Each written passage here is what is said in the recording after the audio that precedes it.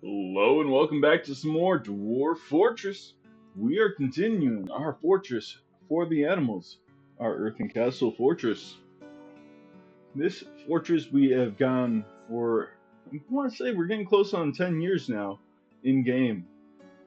And we've gotten quite a bit of stuff to still to do, but look at this. We've got giant jaguars, we got giant two-hump camels, quite a few of them, buzzards, peregrine falcons, we got cave toads, giant cave toads, king cobras, rats, giant bats, king snakes, helmet snakes, crap ton of cave crocodile hatchlings, bunch of great horned owls, and a couple of these giant barn owls, quite a few giant elephants, some giant dingoes, some giant coatis.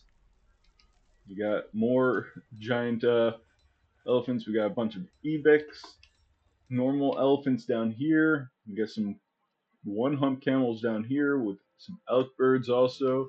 We got some draltha down here. We got a little bit of everything. Giant grasshoppers, giant armadillos, porcupines.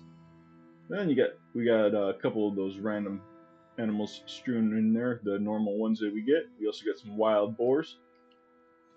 So I'm gonna zoom out a little bit. It's easier to see everything and let this play. So what we're looking at is I can see that we're starting to lag a little bit. So what I'm gonna do is I'm probably gonna close off all this water up here. We're gonna start putting some walls along inside these areas to make it so that this water isn't so game laggingly crazy. As we understand there's water at this location, we're going to change that. Yeah, we are very much lagging. Let's get siltstone blocks is what we're looking for.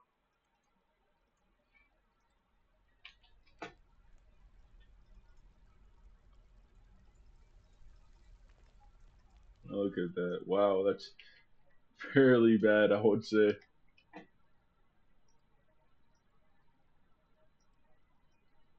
Come on. Boom. Register. Yes, okay, there we go. Could have sworn we just had some siltstone blocks. They were at the top of the sheet, but it looks like they moved them to be a little bit further away.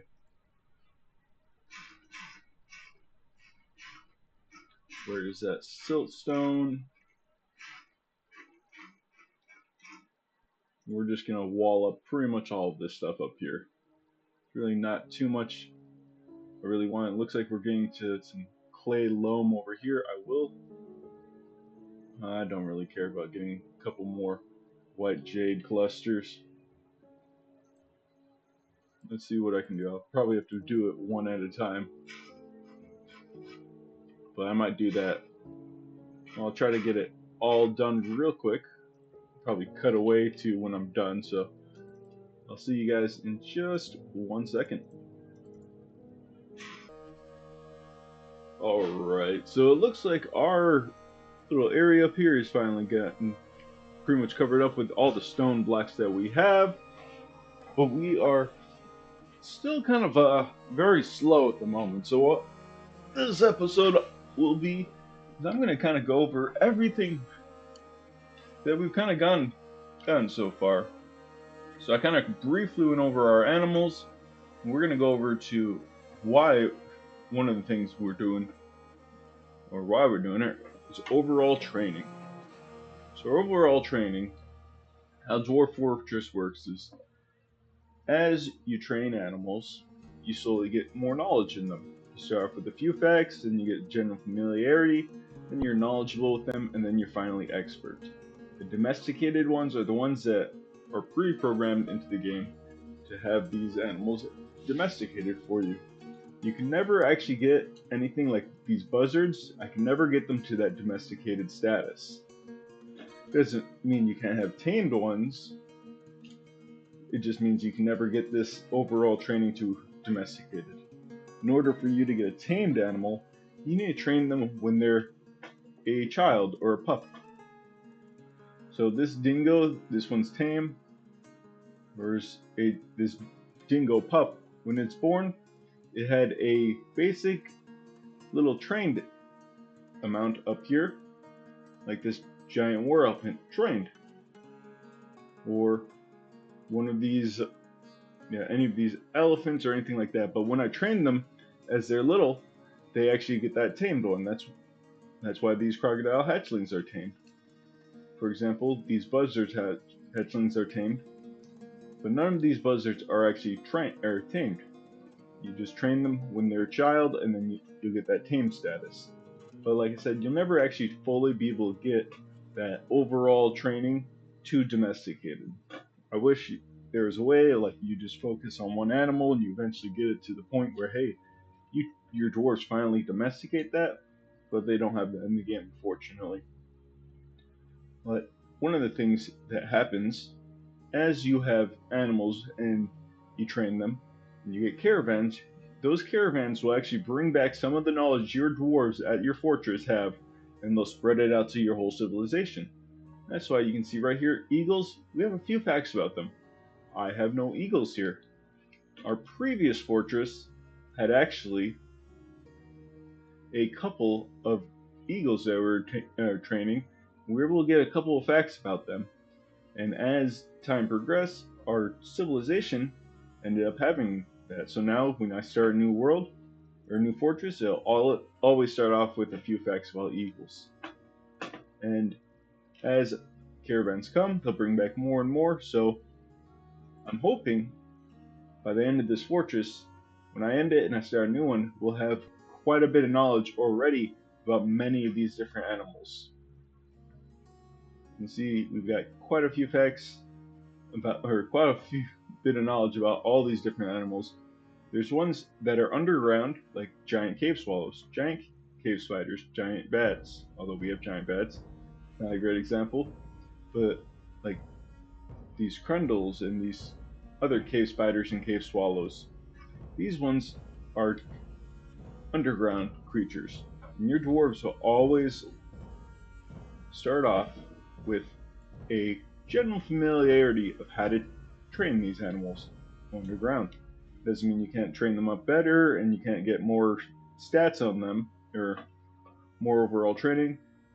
It just means that your dwarves will always start off, no matter what fortress you do, create a new world, start that off, you always have that general familiarity with all cave animals.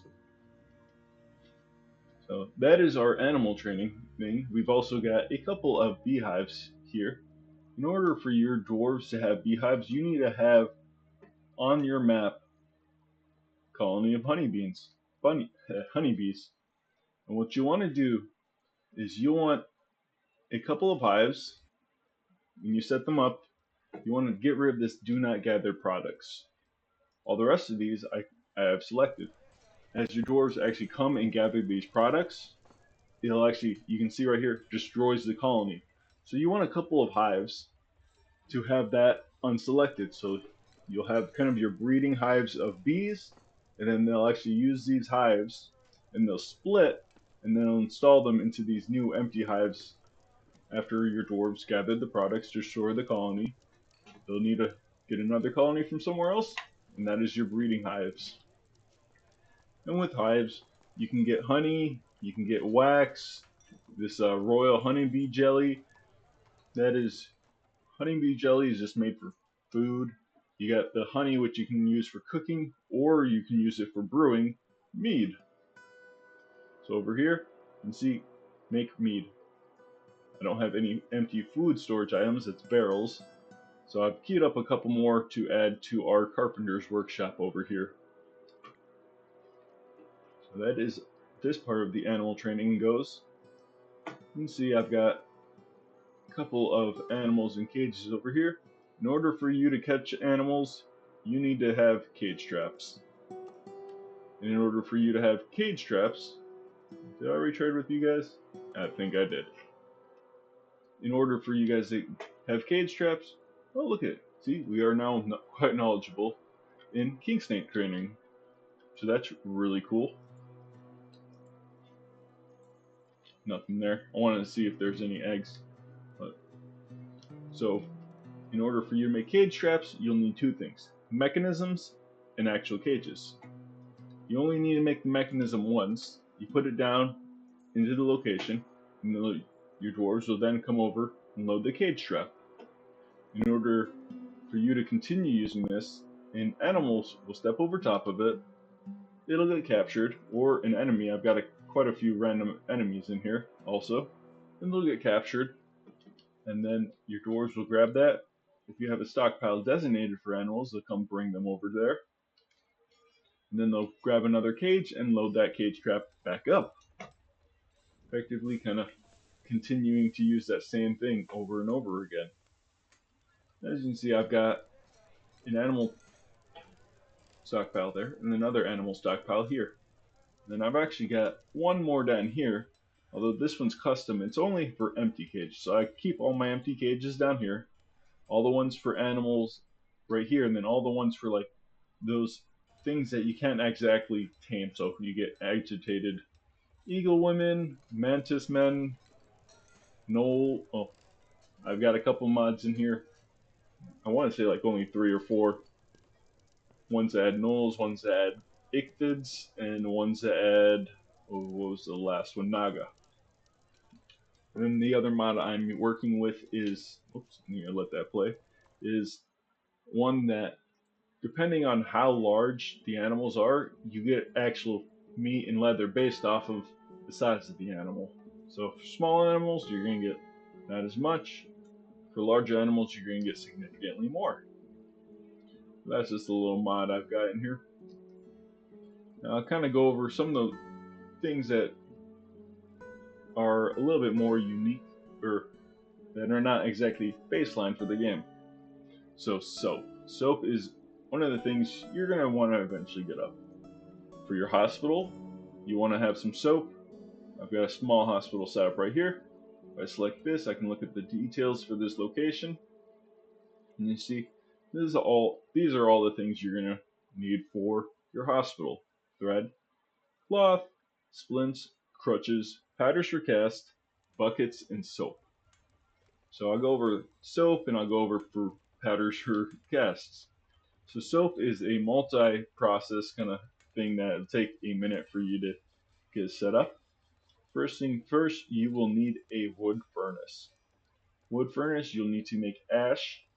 You really only got two things you can select at a wood furnace. It's make charcoal and make ash.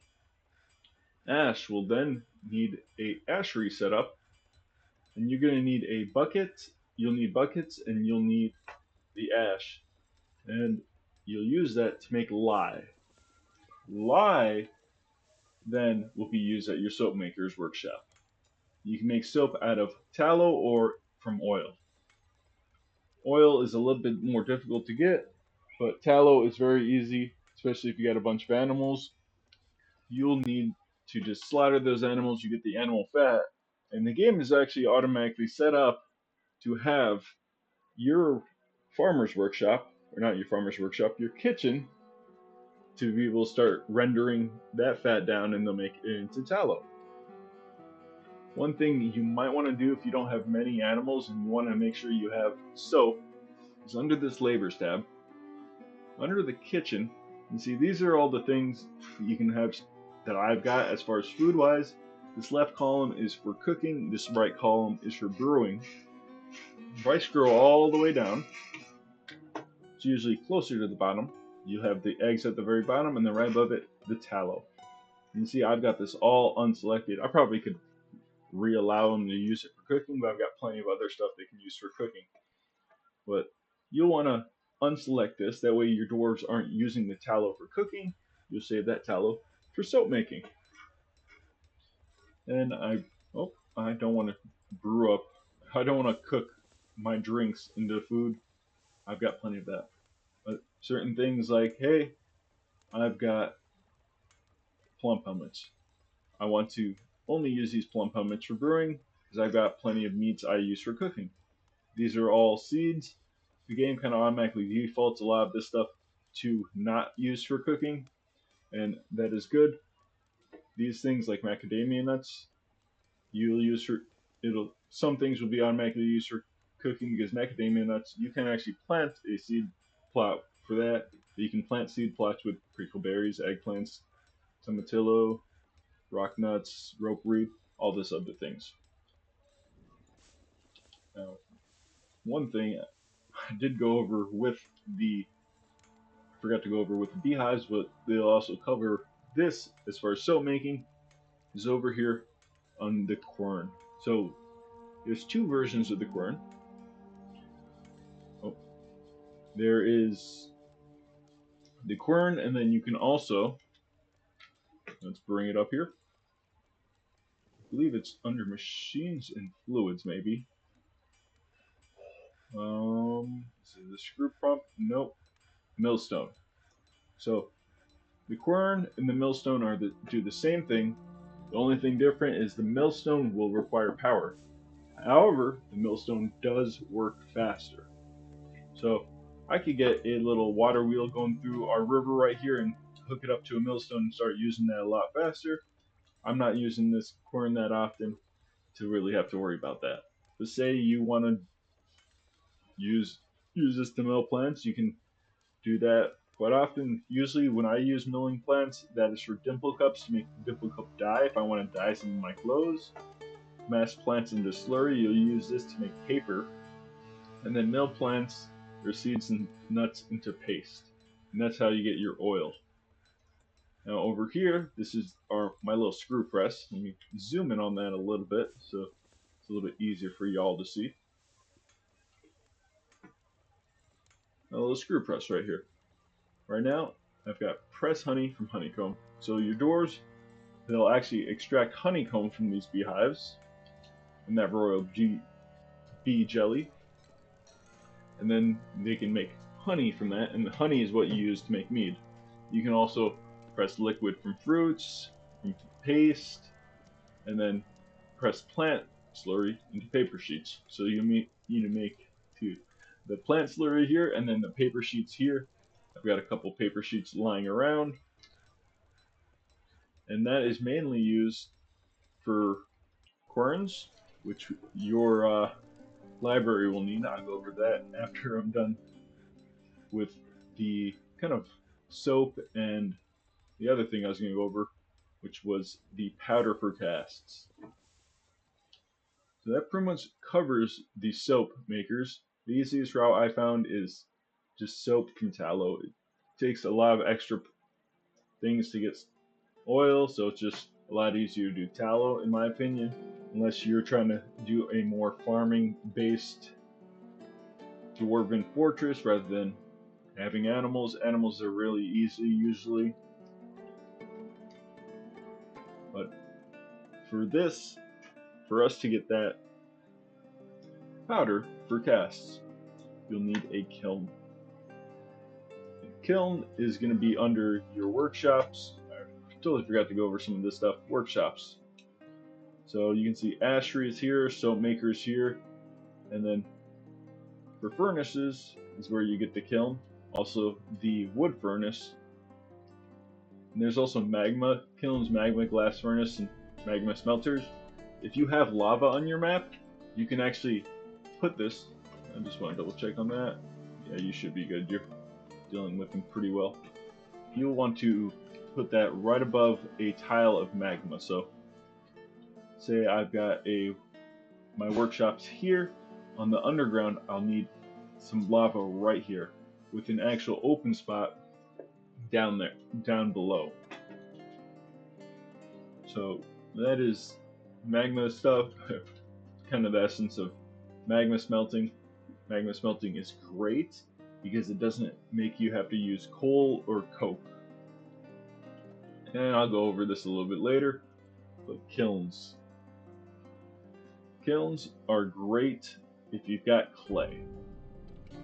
But what we're looking for is this plaster powder. In order for you to make plaster powder, you'll need gypsum on your map. If you don't have gypsum usually looks like this little thing right here. You'll want to buy it from Trader Dwarves, or you can I don't know if I've ever seen them sell soap or They will sometimes have bags of gypsum powder, which you can buy too, which is really nice. But if you got that gypsum on your map, making your own plaster powder is the way to go. And that is how you get all the stuff for your little hospital, at least the more intricate things. Now, as far as thread, cloth, those are really simple. I'll go over that. Splints and crutches and buckets are all pretty much the same thing. Splints, crutches, and buckets are all made here at the carpenter's workshop. You see, if I scroll all the way down, there's our splints. I believe buckets may be a little bit higher up, and there's our crutches, and there's our buckets. I'm gonna actually quickly queue up a barrel because we'll need that. And then for cloth, there's a couple ways to get that thread and cloth. First things first, you can have animals like a llama or an alpaca or water buffalo or yaks. I'm not sure about horses, but sheep will also work too, and you'll need a farmer's workshop. Over here, I can add a work order to shear animals. So you'll shear the animals, you get their wool, and then you'll spin thread out of that, making yarn. And then your dwarves will automatically make it into cloth here at the loom. You can actually deselect that over here at the standing orders. Automatically weave all thread. I can do no automatic weaving. I like to leave it at automatically weave all thread. The other way to get thread is through farming. Pigtails is your staple as a dwarven culture. If you make a farm plot underground, you'll have these categories to pick from. One thing to note is each season might not have the things that you need. So you can see over here, summer and autumn have pigtails, but winter, spring don't. So you only really be able to have that process going during the summer and springtime months. Now there's other farm plots, these ones. These ones are my above ground ones. Although they might look at they're in the same level, is a quick trick you can actually see. When I made these farm plots, I dug this down first, and then I created those farm plots. Compared to these, which I just dug into the side of the wall and then created these. That kind of made the game think, hey, these are above ground ones. Above ground ones, you have quite a bigger selection of all these different plants, depending on what you got on your map that you've harvested from plant gathering. And the thing with these is they are year round. So these rope reed plants will always be growing autumn, summer, spring, fall, and that is for every single type of plant you can grow over here. And then from there, let me actually scroll back over. You'll need a couple farmers workshops also, and you'll need that process plant one. You can see right here, I've got a bunch of rope reed thread. It's because they're processing that rope reed into rope reed thread. Also doing the same with pigtails. Perfect. Our dwarves are doing what they're needing to do, and we can process all this into thread, and then over here in the loom, we'll make it into cloth. So that actually quickly covers hospitals, honestly. Only other thing with hospitals is you'll need a chest in order to store all these different things. You'll need a couple of beds, and then some traction tables. Traction tables are fairly simple to make. You'll need a mechanism. You'll need some rope or either rope or chains, and then you also need a table. Then you also want a table or two here or there, and that should cover everything for a small kind of startup hospital. So in order for you to make that Let's see right here. Ooh, dingo. I wish I could capture that, but it looks like he's probably gonna die to this human hammerer. That's unfortunate. That would have been a nice addition to our fortress.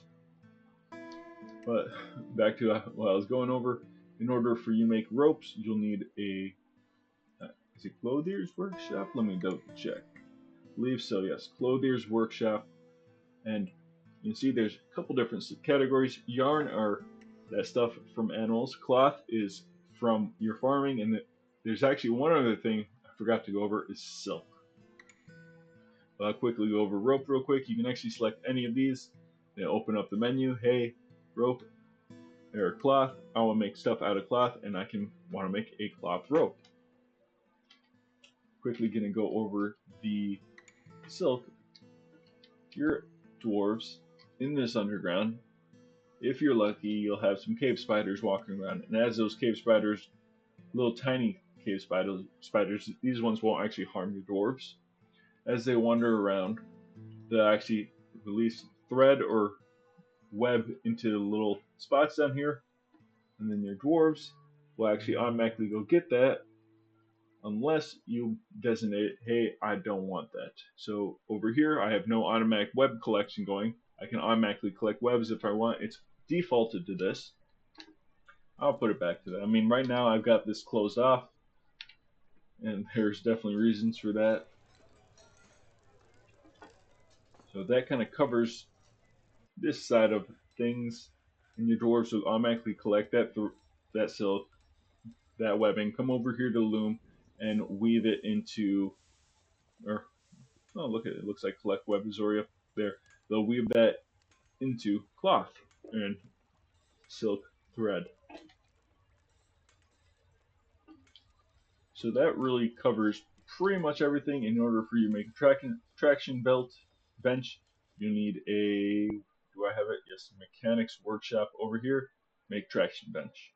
This is also where you make rock mechanisms. It's just one of our basic workshops down here. So I'll start going over all the different workshops. Crafts, kind of do the basic stuff is, well, I say basic. If I select this, add new task, you can see there's a huge amount of things I can do over here. Whoops, I accidentally selected bone menu, but there's quite a bit of stuff that you can do over here. If I select one of these, if I select rock, let's open this menu up. There's a couple of different things you'll need that you can make with rock. One of the things is rock hives, which is what we use over here. Rock jugs, this is what our dwarves will actually, when they press that honey into from the honeycomb, they'll need rock jugs to store that honey into. And then there's also nest boxes. This is where you put a nest box in the same little kind of area as your animals. For example, I've got a couple over here. Your birds will go use those nest boxes to lay their eggs. And then, for the most part, there's mainly crafts over here. One of the things you'll need is mugs. Mugs are really good because mugs, your dwarves, they don't mind drinking straight out of the barrel, but if they drink it out of a mug, they get, I believe, a slightly happier mood buff, and they also don't drink as much. You can also, if you have an early military, and you're like, hey, I need some kind of weapons, you can make some rock short swords before you get your metal crafting industry up. Amulets, bracelets, crafts, crowns, dye, earrings, figurines, rock gems, and toys, scepters, rings. These are all kind of stuff that you can sell. Toys, your little baby children dwarves will actually grab some toys and they'll play with them. Scroll rollers and book bindings is when you actually get a library up and your dwarves start writing books, or you start copying books from stuff, people that you bought. I'll go over that a little bit later, maybe in another episode. You've also got rock pots. Rock pots are used pretty much the same as barrels. Your dwarves will store that stuff or foods into those pots. I like barrels because they're actually lighter, so your dwarves will move faster with them. Now coming back to my craft store workshop, wood stuff. It's got basically the exact same stuff as the stone, except for you can see there's not a short sword down there, and there's also not pots, or yeah, not pots at least. Cups are the same thing as mugs, and then everything else. You can also make wooden bolts. This will be for your archery dwarves, but that is pretty much it as far as wooden things go. Bone actually have a couple different things you can actually do with bone. You can actually decorate with bone. So your dwarves will use bone and they'll decorate different things with them. For example, let's see if I've got it right here. So you can see where it says this person has improved that giant elephant bone crown masterfully. So I've got them designated to decorate with bone and I believe horn also because I've got a bunch of that. And your dwarves will grab crowns, they'll grab barrels, bins, they'll grab pretty much anything. You can see also dog leather, left glove. They're improving these things and they're decorating them with bones. You can also make bone bolts. You can actually also, if you want, you can make some bone gauntlets, greaves, helms, leggings. I don't believe you can make boots with them or chest plates, but you can kit some of your warrior dwarves up with bone armor, which is, if you want some really cool, well, bone armor is not the greatest, but if you want some dwarven warriors covered in the bones, some forgotten beast bone armor, go right ahead. Or I can do some giant elephant bone armor for some of my dwarves. Now I'll go over the next one. Shell. Shell is very difficult to get through. Luckily, I believe with my armadillos, I can actually get shell. Pond turtles, you might be able to get some shell with that. It's actually one of the more difficult things to get, and there's not as many things you can make with this. Mainly crafts, and then gauntlets, helms, leggings, and then you can also decorate with shell. Next, instruments. So instruments you'll use for, say, a tavern, say one of your, temples. Also, we'll use instruments that your dwarves can use and play and get a little bit buff to their playing, and people get, hey, they really like this song. Don't get me wrong, they don't need instruments. They can also sing and they can also just straight up dance. But instrument pieces. Now, you might not have all the things for certain, like this. I can make the body, this plectrum, but there's another piece actually I need to make at a different workshop for instrument for this. That's the one thing with instruments. I find it easier to trade and just buy straight up made instruments, but you can also go the route of making it yourself. And then when you hit cancel there, make instrument. You can see right here, hey, assemble this. So I require the plectrum, or I require this or this. And once you get all the things, you can actually assemble the instruments here. Bind book. So, I'll quickly go over this. My dwarves, they're over here. If I come down to my little objects menu right here, it's also up here at the top. If you select anywhere down here, this screen pops up. Each one of these correspond down to each one of these tabs. Under objects, under written objects, these are all the books that my dwarves have written. You can see some look like this, some look like this. These ones are ones that are bound already. These ones are those choirs. And I'll go over choirs here with the craft store workshop, but basically your dwarves, as they write stuff, they'll need those quires to write on. They write their book, and then with that, they'll just sit there, and your dwarves can read them as such. Or you can come over here. You can make those bindings. You can make bindings out of anything. I'm making platinum bindings, and then I'm binding books with that platinum to make platinum bound books. Just a little thing I like. I got a bunch of them down here, and you can see, hey, this one's a platinum bound codex.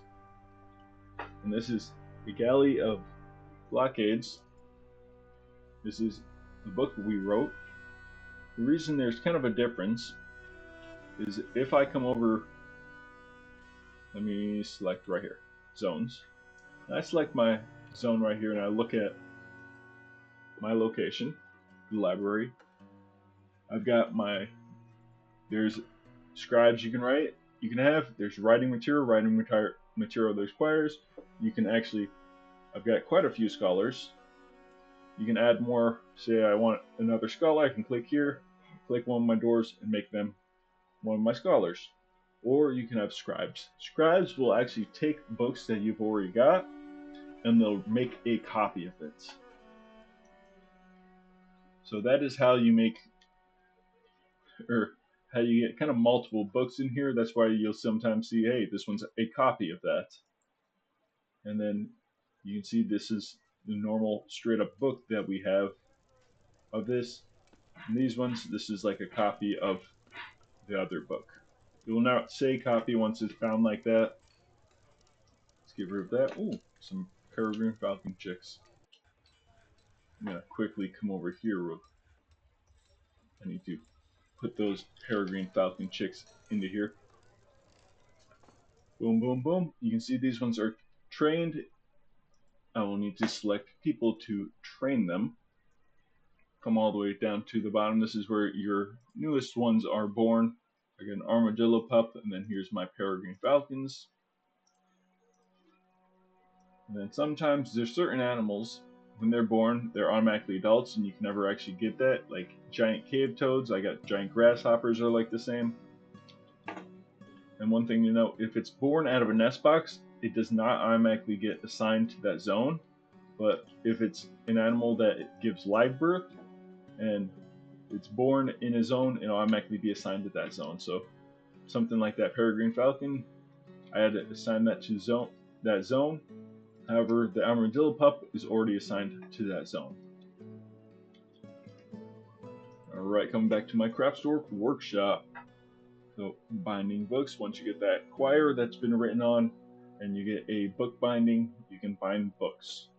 I've also got decorate with horn. Certain animals will have horns, like yaks. And I believe right here, decorate with ivory tooth. Elephants have ivory. There's other. It's easier to come across horns and ivory. I've got lucky and got a bunch of elephants on my map to be able to have all that ivory if I want. I'm not elephants. I really don't kill my elephants because I use these guys and I'm going to train them up for war. And I'll go over that here. I'll go over that quickly after I do the craft dwarf workshop kind of overview. You can decorate with pearl. I've never been able to get pearl. I believe you might have to like settle your fortress like on the ocean side and maybe get clams or whatnot, but I've never been able to get that. Extract metal strands. This is once you get to adamantine, which is digging really far deep underground. You'll eventually get there, but you also have to be careful about breaking into like the underworld and releasing a bunch of demons. Careful with that. That will quite often destroy a fortress. You also have cloth things as far as crafts you can make from cloth. I can also make horn crafts. I can also make ivory and tooth crafts. And then horn gems, pearls. I can also make crafts out of leather. And this is right here is where you make your quire. You'll need a sheet of paper, and they'll just one sheet will make it into a quire. You also make silk crafts, totems. Totems are basically skulls. You just need a skull of an animal, and then you can make a totem out of that.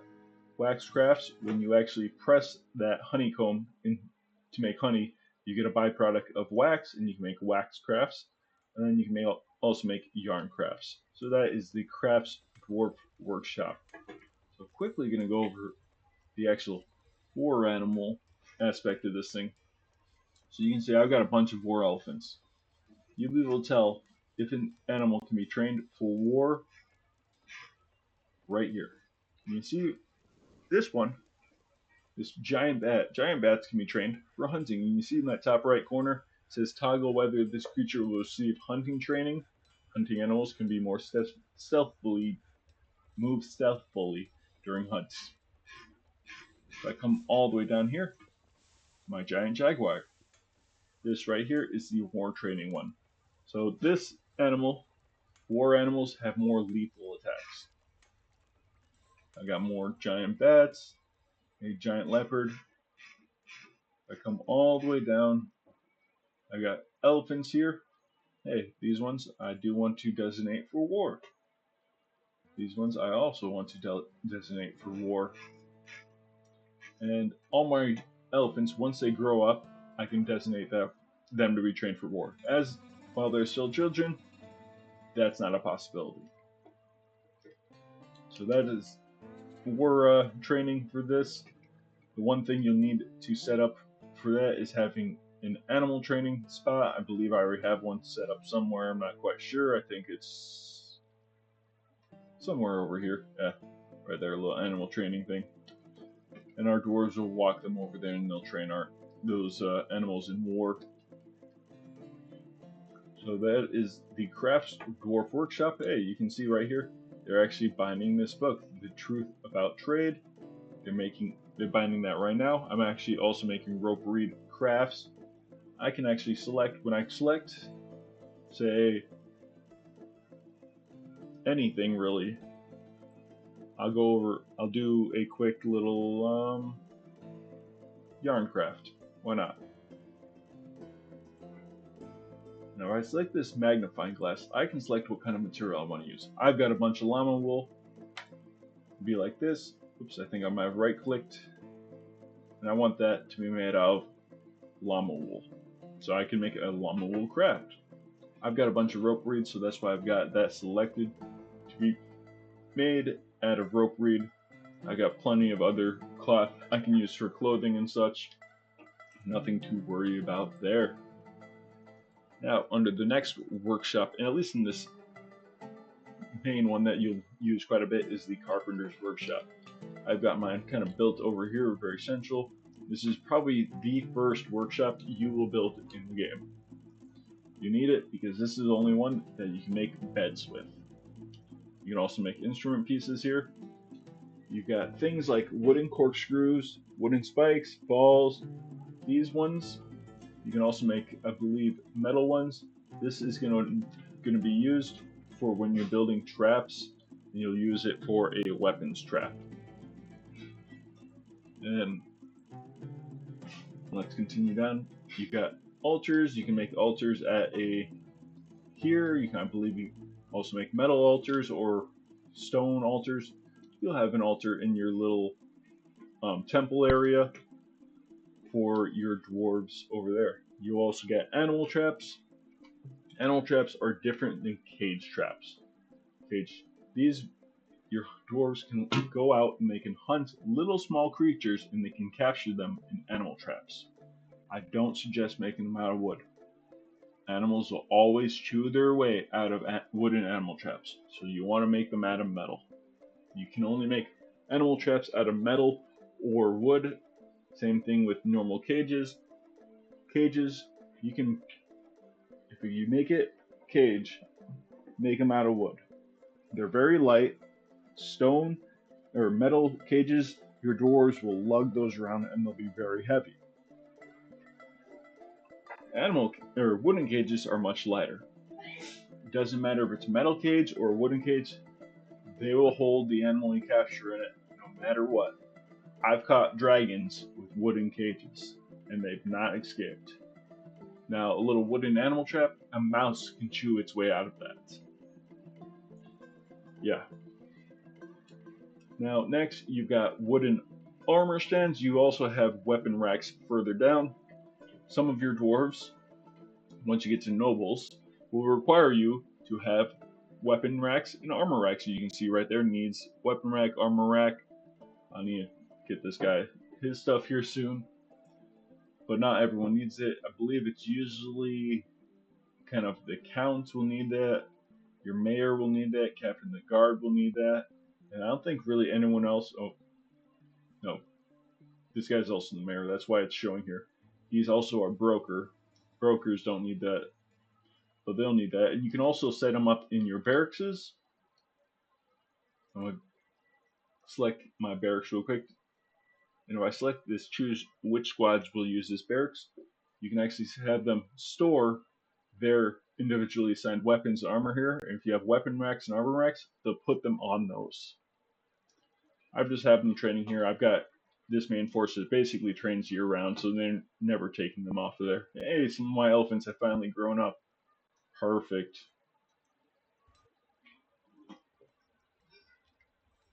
So that is weapon racks, armor racks. Next, barrels are like pots. Your dwarves will store food in them. They'll also use them to store drink in. So you'll need barrels in order for you to brew more drinks because they'll need to put that drink into something. So you'll be making barrels quite often because I tend to find them lighter than pots, a lot easier for our dwarves to lug them around. Wooden bins are another big thing. Wooden bins are what you're going to need in order to condense down quite a bit of stuff. You can see I've got a bunch of wooden bins here and they're full of leather. If I didn't have wooden bins, I'd have individual pieces of leather just scattered around my stockpile. In order for them to condense that down, you'll need bins. You can see all this stuff is scattered around. I don't have enough barrels right now, so they're just leaving that stuff in the ground. Once I get more barrels, I actually grab this stuff and store them in those barrels. Blocks. Blocks are very necessary if you're going to end up building something like I'm doing, a giant fortress, or anything if you're planning on building. They're really nice because they'll turn one resource, like a one piece of wood, into 4 blocks. So instead of using one piece of wood to make one wall, you can make one piece of wood into 4 blocks and then use that to make 4 pieces of wall or flooring. Same thing with stone, which I'll go over a little bit later. Wooden bookcases, you can put them in dwarves' rooms. They don't really do it. You need them for your library. Your dwarves will store books in those wooden bookcases. This is also a way you make buckets. Buckets are used for multiple different things. You'll need them for your hospital. You need them to make lye. You'll need them to, once you milk your animals, they'll put that into buckets. You also, if your dwarfs need to go give someone water, they'll need a bucket to put it in. A buckler, basically it's a small shield. So it's a very early shield for your dwarves, which is really nice if you don't have, if you're getting attacked a lot and you don't quite have that metal industry up yet. Cabinets, you see I've got a couple of cabinets over here, and a couple of rooms that don't have cabinets. Cabinets, your dwarves will grab all their stuff that they own and they'll put them in those cabinets. And instead of having it all lying around on the ground, they'll have them in cabinets. Really necessary. Some of your nobles will require you to have cabinets in the rooms. Next is those wooden cages we talked about for your cage traps. Finally, you've got wooden caskets. These are coffins. For when your dwarves died, we will bury them in. Chairs. Chairs you'll need for your dining hall. Your dwarves get a debuff if they're eating food off the ground, so you want some chairs and tables in your dining hall. You also have chests. Chests, some of your dwarves will require them in their halls. You also require them, say, in my library. This is where they store their quires. You also have them in your Um, temples, this is where they store their instruments. In your hospital, where they store their stuff over there. And then some doors will actually need them. Say like this guy right here, he's got this scepter in his room. Once I put a chest in there, they'll actually store that in that chest. Crutches, your dwarves, if they get injured, they'll need those crutches. That's for your hospital. Doors, well, doors are pretty self-explanatory. Floodgates, floodgates and grates and hatch covers. Floodgates are grates pretty much that let you manually be able to open and close them. Grates, you set up a grate and it just automatically lets liquids flow through it, and it just sits there and doesn't let anything else pass through it. Down here on my underground level, actually, I've got all that water from above. It's pouring down over here. It's coming through, and I've got a grate set up here. So all that liquid is falling off through here, but nothing can actually come back through this because I have that grate. Really helpful because some forgotten beasts can fly, so I don't want them to be able to fly up into my tunnel. Floodgates, well, actually, if I set them up, say here, no water would pass them unless I hooked up those floodgates to a lever and I pull that lever, and then those floodgates would open, water would flow through, and then you can close them off with another lever or pulling that same lever. Hatch covers are basically, say I didn't want certain things to be able to access stairs from the very top, I can put some hatch covers on top of that and prevent things from coming into it. They work pretty much like a door, just for up and down. Minecarts, minecarts are a whole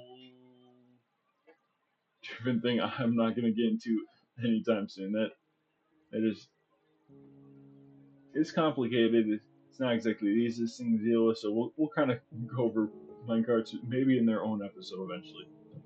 Pedestals. So pedestals, you can actually set up a pedestal, and then you can actually display objects on that pedestal. So say you've got a couple artifacts you want to display, you can put those on those pedestals and display them. One thing I will warn you about that: if you got something out in the open, you have it on a pedestal like a artifact. Sometimes there might be people from around the world that will come visit your fortress, and they'll help, and they'll sometimes plot, maybe even recruiting some of your dwarves to steal those artifacts.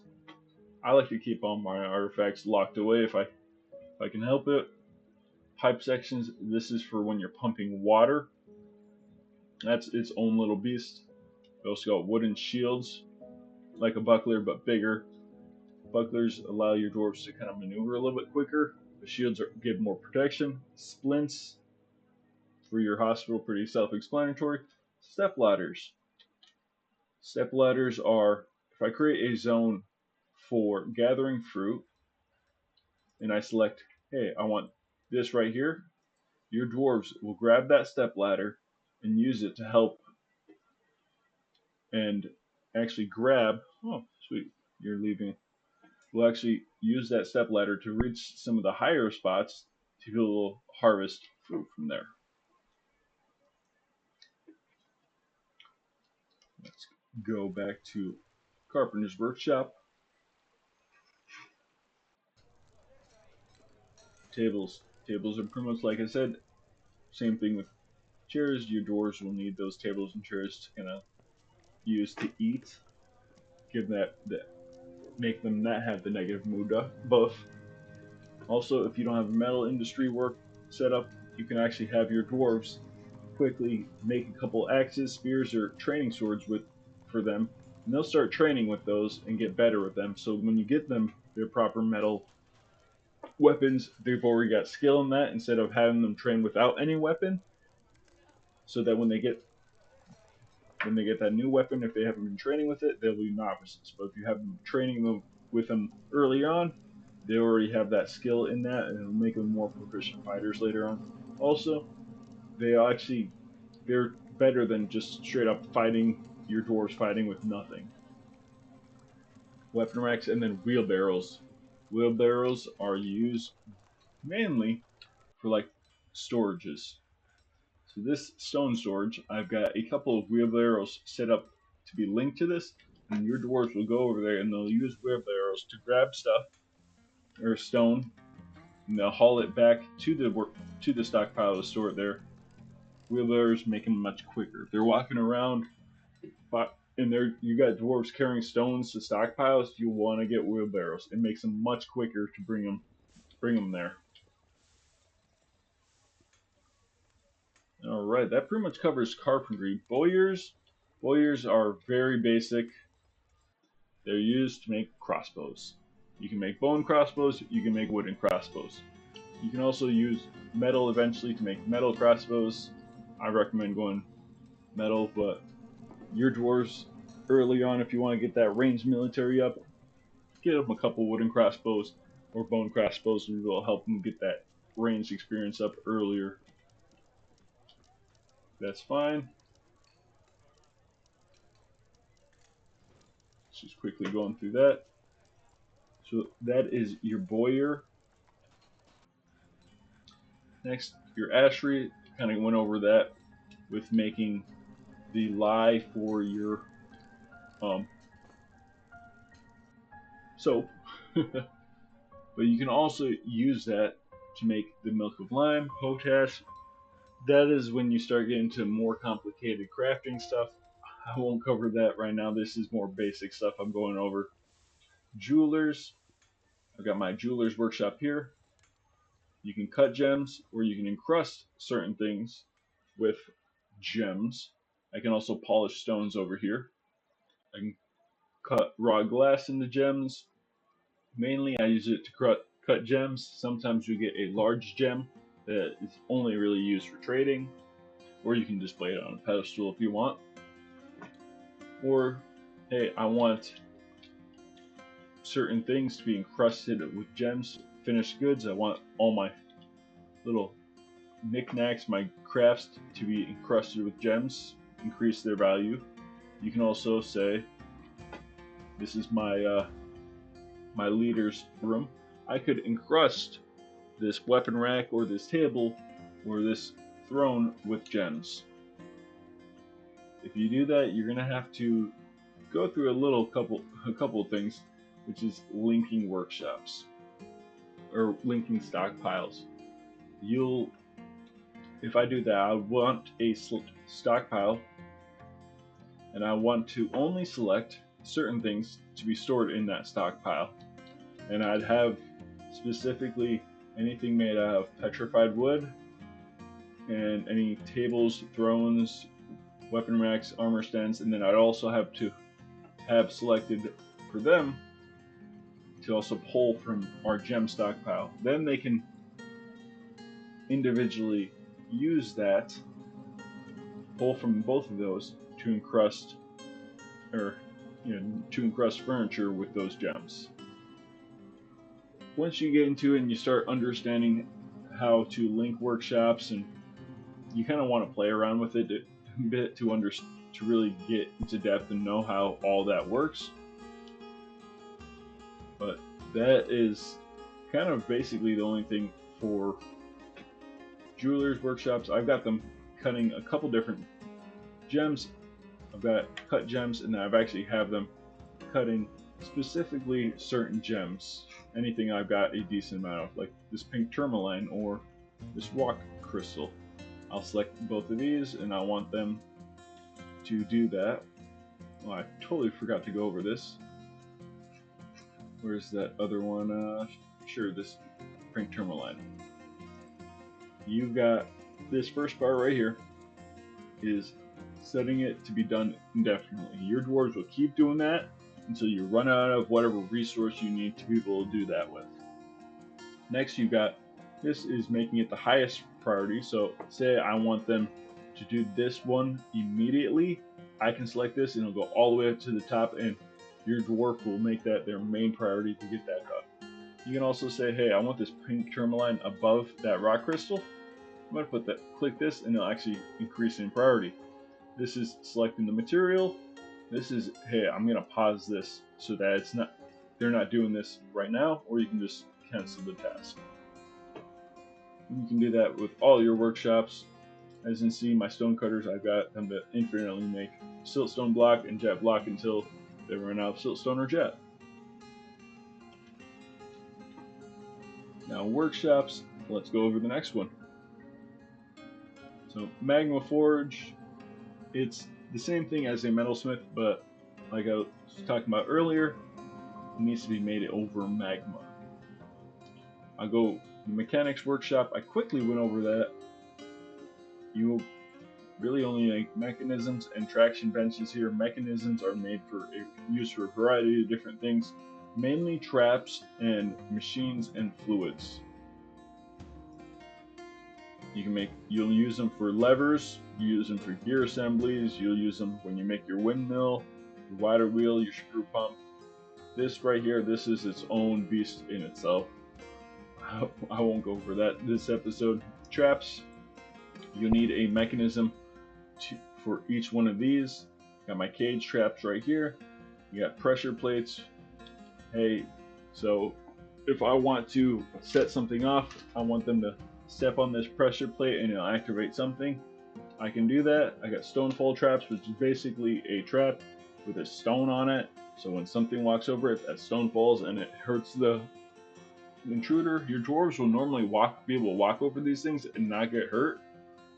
Weapon traps, that is used for many different things. Say here's my mechanisms, and then I can use any normal weapon, or I can also use, like I said, those corkscrews, stuff like that. So if you got a bunch of just scrap weapons that are lying around from raids, you can make traps out of them. You can also smelt them down and make your own weapons out of them. But that's pretty much the extent of the mechanisms. And this, you'll definitely need them if you're planning on capturing animals like I've been doing over here. Now I'll go over the metalsmith forge. So first thing, you will get this. You get weapons and ammo, armor, furniture. You get all these many different things. Once you select it, it'll actually select all the different armor or metals that you can use for crafting a weapon or armor. So I select steel because I know I've got steel. You can see I've got all the different weapons I can make. Or if I hit back, I've got the armor over here. Oops.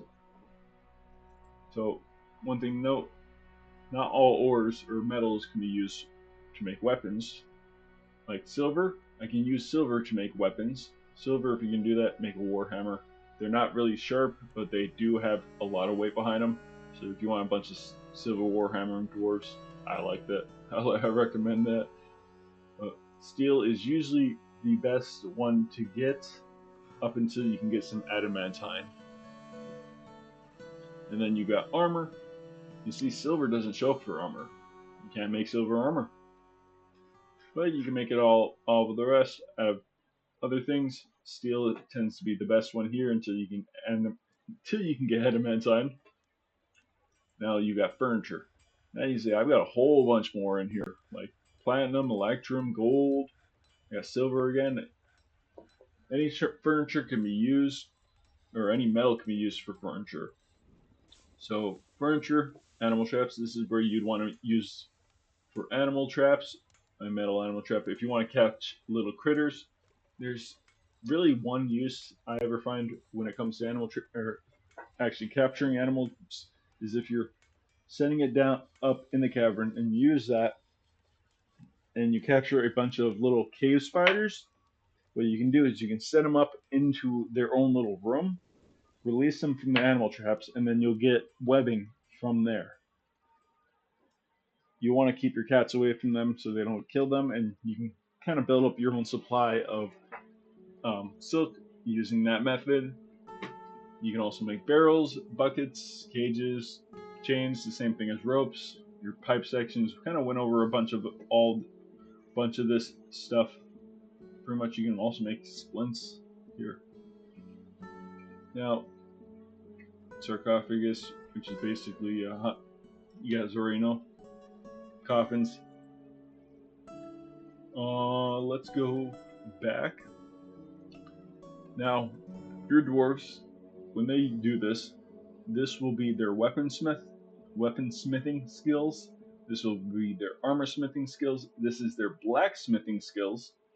And then you've got the metal crafting skills. Siege workshops, equipment. This is where they'll make ballista arrowheads.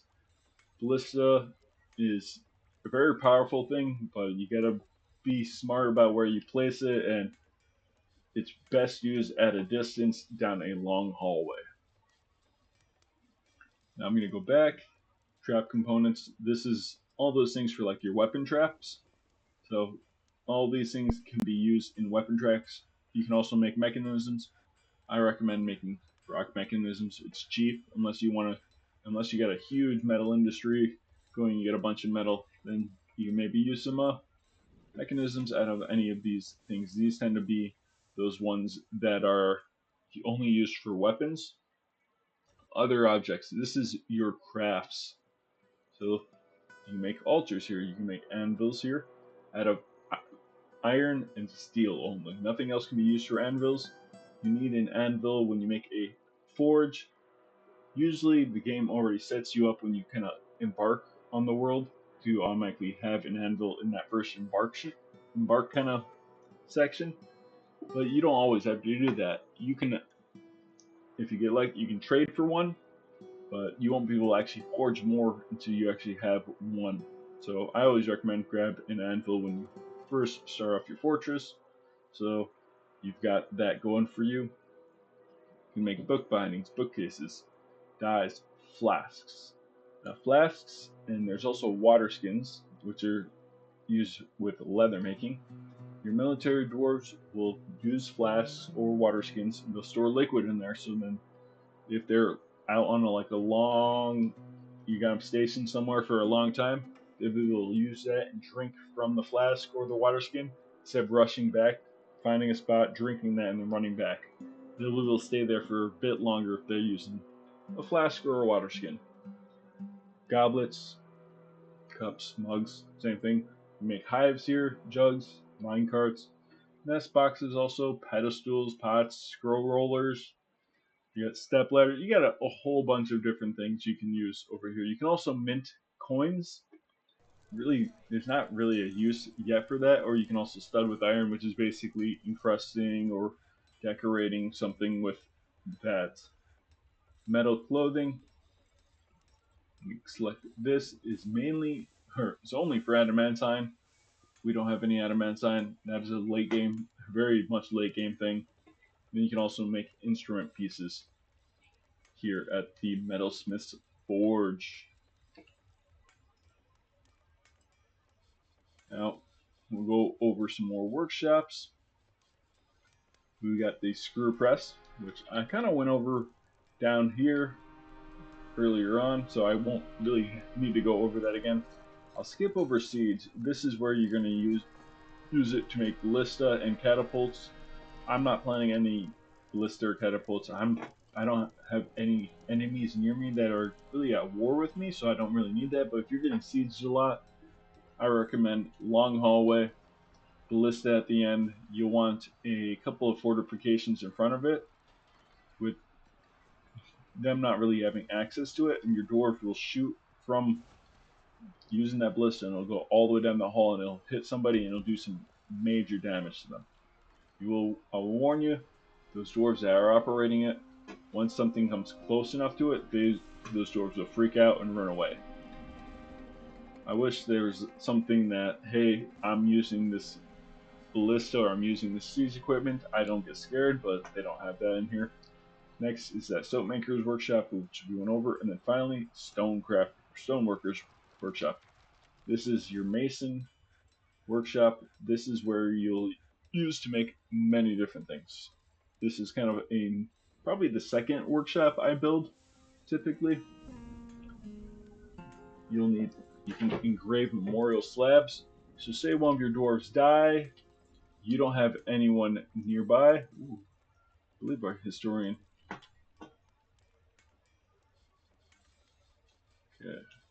You're safe. I don't see any dingoes near you. Sorry, I got sidetracked there for a little bit. I wanted to make sure my dwarf was safe.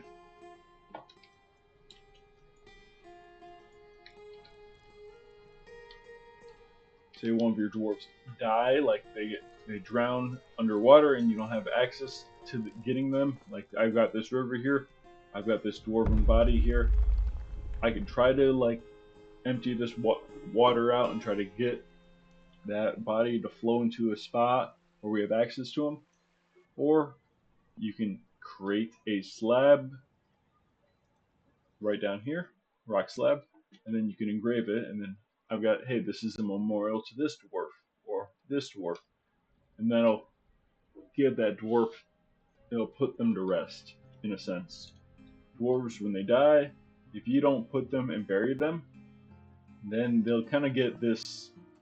Eventually, over time, they'll come back as ghosts. Ghosts will frighten your dwarves and they'll majorly give debuffs to your dwarves over time. Let's see if I've got needs, thoughts, memories. Oh, you're relatively new, so don't matter really. Maybe, nope, you're uneasy seeing bodies and such. Yeah, our dwarves need to get onto that. You've been here for a while? Yes. It doesn't look like you have anything of note, but sometimes your dwarves will have bad memories of being haunted by ghosts, and you need to have slabs for those dwarves that you can't actually bury themselves, or your dwarf self. You can also make instrument pieces here, altars, armor stands, blocks. My fortress, blocks. Bookcases, cabinets, coffers, coffins, doors, floodgates, grates, hatch covers, millstones, and querns. So querns, you'll need to make it over here in the stoneworker's workshop, also with millstones. You can also make statues here, and that pretty much covers all the stuff over here at the stoneworker's workshop. And that kind of goes over all the basic workshops we've got here. Furnaces, you got your kiln, you got your smelter, you got your glass furnace, and your wood furnace. Wood furnace, ash and charcoal. I, here at my fortress, have stuff called lignite, and I also should have bituminous coal. You always will need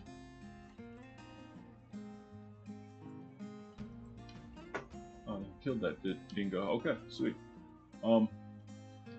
You'll always need to make charcoal to start off, but once you get charcoal, if you have lignite or bituminous coal, you see this right here, make coke from bituminous coal, make coke from lignite. It'll make a bunch of coke, which is basically charcoal used to smelt your other things. Your dwarves, in order to make any kind of smelt any ore, they'll need charcoal or coke. And same thing with the metalsmith's forge. Actually, not the same thing with the metalsmith's forge. They'll just need a ingot, and they'll be able to make that stuff. But with the smelter, they'll need coke, and hey, they're smelting down this hematite ore, and it'll make iron bars. Weird. For this native platinum, I'll need coke to smelt down this platinum ore to make platinum bars. So that is one thing you'll always need, and if you don't have any bituminous coal or lignite, you'll need a bunch of charcoal. Now with the magma furnaces, that completely bypasses, or furnaces, they'll completely bypass the need for coke or charcoal.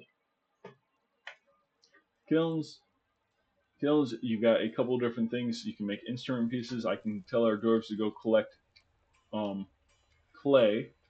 So let's see, is this sand? Let's see if I've got any clay on the map. I don't think I have any clay on the map.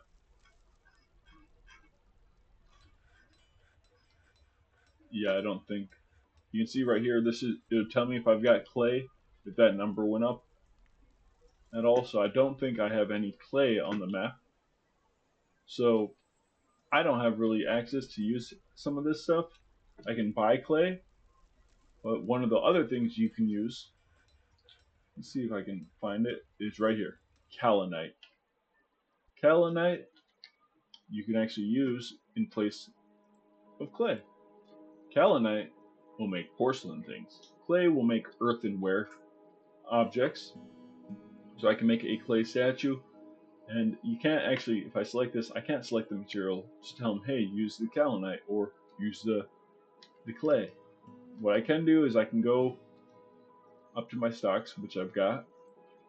I can go to my stone. Where is stone? Let's see if I can find kaolinites.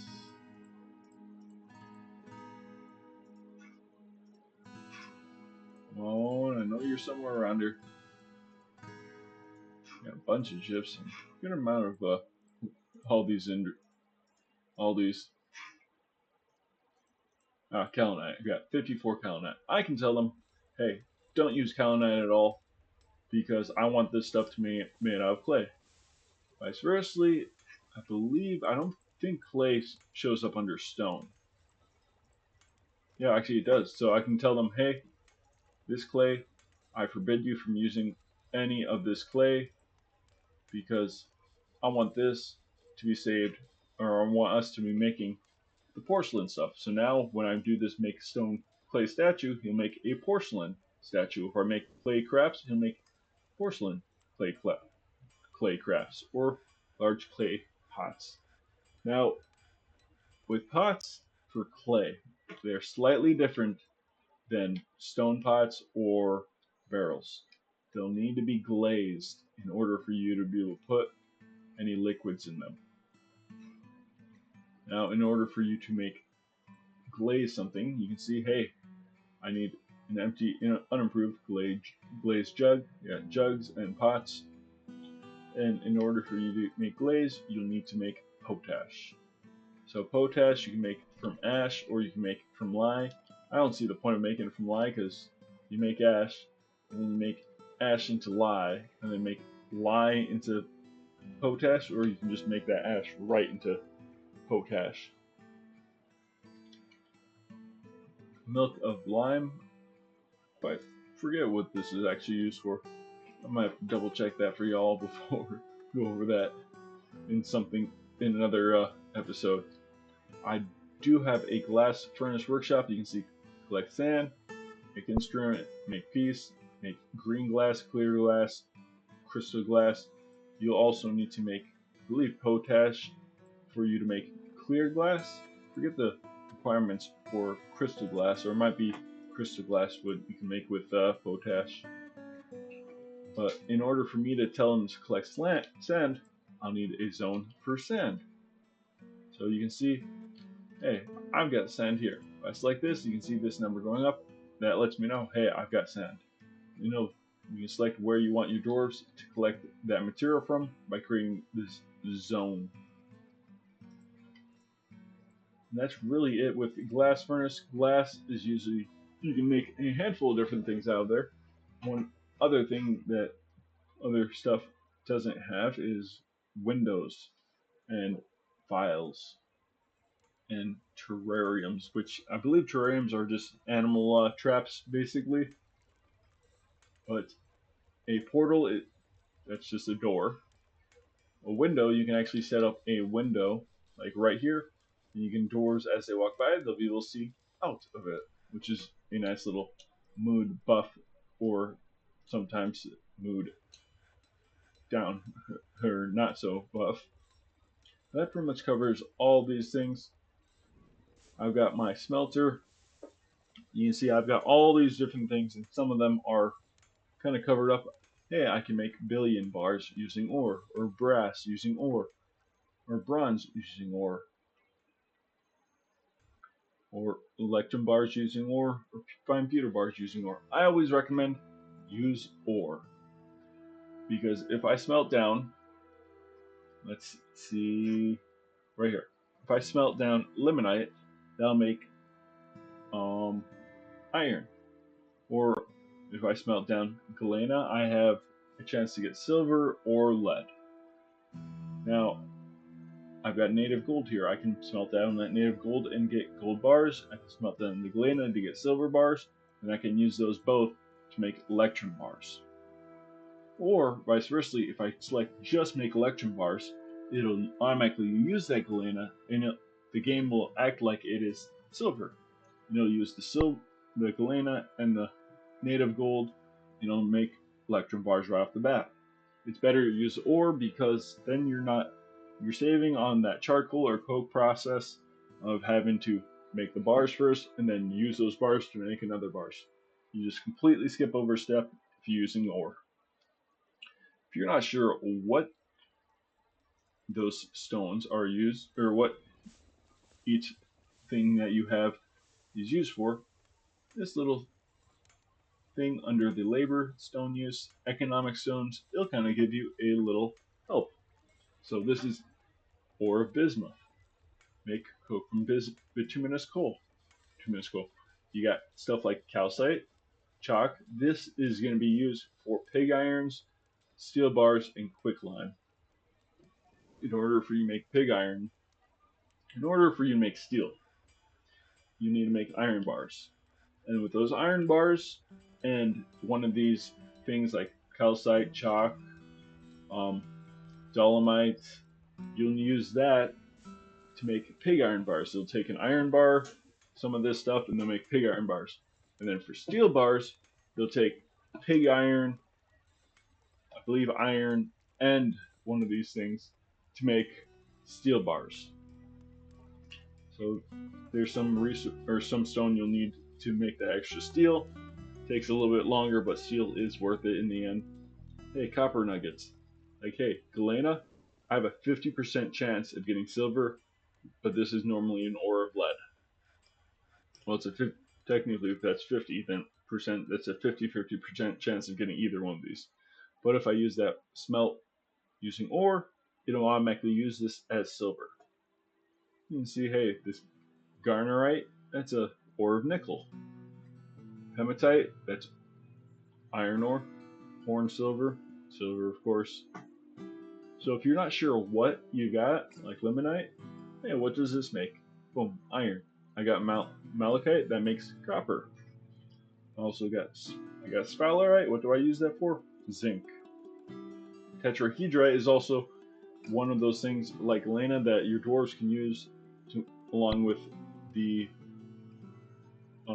native gold to make electrum, and it'll use this and it'll act as if this is silver. So this is a 20% chance of silver, but it's mainly copper. So if you got questions about that, that is kind of had to double check and see, hey, I'm not sure what this ore is used for. Hey, I've got this stuff. What is it used to make? So that kind of covers all that. I'm gonna probably end the episode there. Hopefully next episode I can get it so that it's not as laggy, so I can actually have a little bit more gameplay. Or if you guys want me to kind of go over and explain more stuff, hey, leave that in the comment section. Let me know this is what you want. I would love to add in things that you guys want to see. I mean, I like playing the game regardless if I'm going over it. At this point, I've got everything going really well, that a lot of this stuff can be done in the background or in between episodes. I can kind of set up stuff to be like, hey, do this while I'm do this, and then I'll do all these tests, and then when I start the episode I can actually go over stuff like you guys want to see.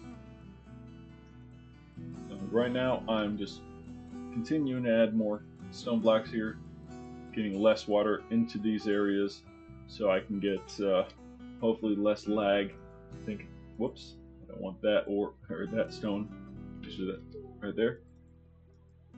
But like I said, if you guys like the episode, please leave a like in the comment section or like down below if you want to see more. subscribe. I mean, it's all up to you guys.